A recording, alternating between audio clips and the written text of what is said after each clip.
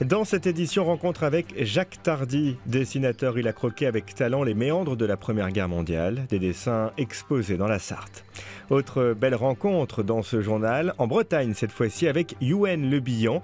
Il est facteur de bombarde, un instrument 100% breton.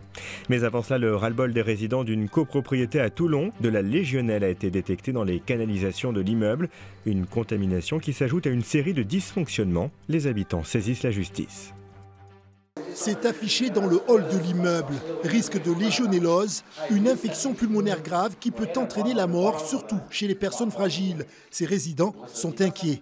Moi, je suis en invalidité à 80%. Je suis diabétique, insuline indépendant. Je n'ai plus de chauffage, je n'ai plus d'eau. Je ne peux même pas nettoyer hygiéniquement.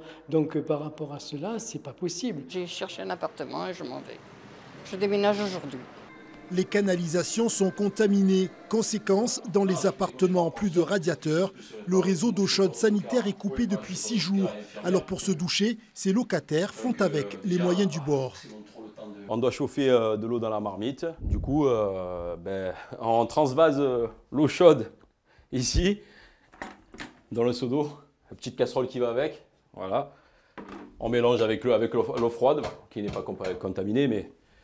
Voilà, toujours cette peur de prendre cette douche, même pour prendre une douche.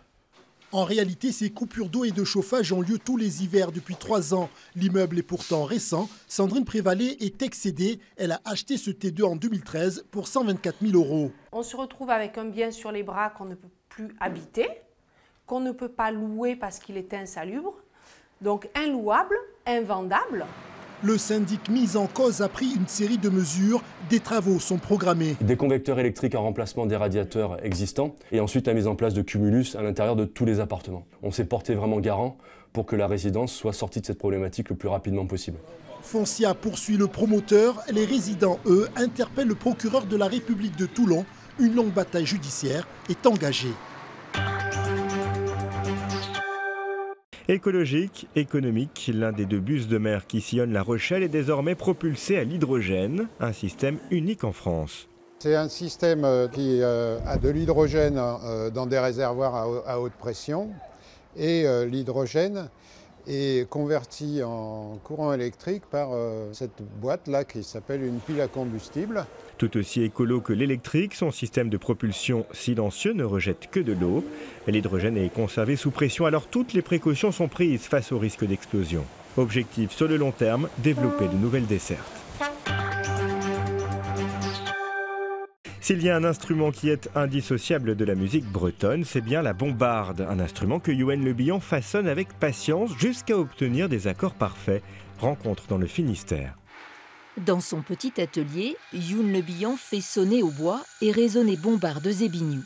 En 35 ans de carrière, le facteur d'instruments en a fabriqué plusieurs centaines. L'histoire commence toujours de la même façon, par la sélection d'un bois dur comme le buis ou le grenadier.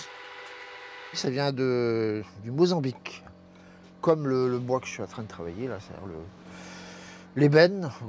En France on appelle ça ébène du Mozambique, mais en fin de compte le vrai nom c'est grenadier, ou grenadier. Je vais faire ce qu'on appelle le puits d'anche, c'est là où on va rentrer l'anche, et après on va retourner la pièce, et puis là on va la percer de part en part. Une première étape délicate qui permet d'obtenir une forme conique à l'intérieur du cylindre. La perce est primordiale, elle doit faciliter le passage à l'octave pour jouer les notes les plus aiguës de l'instrument. C'est tout ce qui va donner le son en général de l'instrument. C'est la qualité du travail intérieur, quoi. Qui ne se voit pas évidemment, mais toutes les qualités de l'instrument en grande partie vont venir de là, quoi. 2 jours lui suffisent pour créer une bombarde. Une fois le cylindre creusé, le luthier se concentre sur le tournage. C'est à ce moment-là qu'apparaît la forme de la bombarde. Assez à main levée, ouais. C'est le coup d'œil et puis bon, c'est un petit peu suivant ce que veulent les clients, quoi. Ils veulent pas tous la même chose forcément non plus. Donc voilà. Puis il y a l'inspiration, quoi.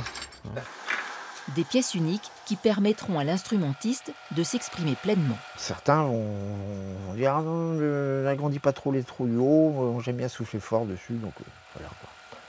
On est toujours à la recherche de l'instrument idéal, entre guillemets, mais qui n'existera jamais d'ailleurs. Il ne faut pas oublier non plus qu'on finit par jouer avec les défauts de l'instrument. Facteur d'instruments reconnu, musicien talentueux de Gwerz puis Skolvan, Youn Le Bihan est un passionné de musique bretonne, très respectueux des nuances et des variations qui en font sa richesse.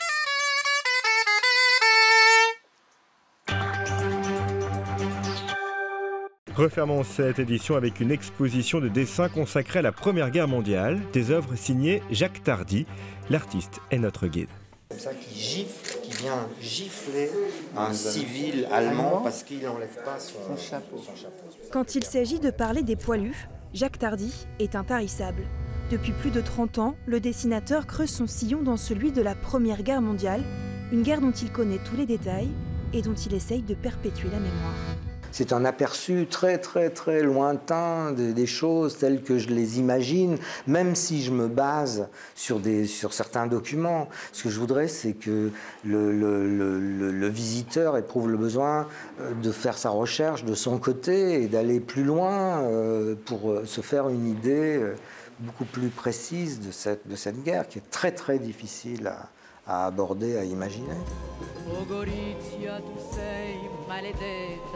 Sur les murs de l'abbaye de Leppo, près de 80 planches retracent le quotidien des tranchées. Des dessins accompagnés par la voix de sa compagne, Dominique Grange, qui reprend les textes engagés des premières mutineries. On a essentiellement repris la chanson de Craon, bien sûr, et puis Gorizia, qui est un peu l'équivalent en italien, qui sont des chansons qui montrent l'ineptie l'absurdité du commandement, du haut commandement, l'irresponsabilité et l'incompétence de la hiérarchie militaire qui envoie les types au casse-pipe, de préférence quand l'ennemi est en haut. Avec son trait si particulier, Tardy signe une œuvre violente et humaniste qui s'appuie sur une documentation minutieuse, un travail très apprécié du grand public. J'apprécie ce graphisme très dépouillé qui rend bien la réalité et la propreté de cette guerre. Les couleurs, le noir et le blanc, le rouge éventuellement, c'est très criant, quoi. Moi je suis enseignant en histoire et c'est quelque chose que j'utilise énormément avec mes gamins parce qu'ils comprennent en fait. Ça met une image sur le discours qu'on peut avoir, sur des textes qu'ils peuvent lire, qui du coup ils n'ont pas forcément. Et c'est vrai que pour ça Tardy est vraiment hyper bien. Aujourd'hui, Jacques Tardy continue de dessiner les horreurs de la guerre. Dans quelques mois, il sortira un nouveau livre consacré cette fois à 39-45.